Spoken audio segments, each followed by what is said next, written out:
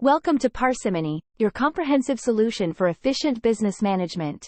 In this video, we will guide you through the stock function and show you how to create an item manufacturer step by step. To begin, navigate to the stock module by clicking on the stock icon on the dashboard. Here, you can manage your inventory efficiently by creating and tracking items, item groups, and item manufacturers. Let's focus on creating an item manufacturer. Click on the Item Manufacturer option to proceed. This will take you to the Item Manufacturer list page.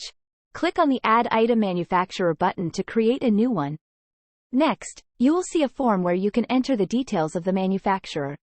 Fill in the item code, manufacturer name, and manufacturer part number. Once you have entered the required information, click on the Save button to save the manufacturer details. Congratulations! You have successfully created an item manufacturer in Parsimony. Managing your inventory and suppliers has never been easier with Parsimony. Stay tuned for more tutorials on how to make the most of this powerful tool for your business. Thank you for watching. For any further assistance or inquiries, feel free to reach out to our support team.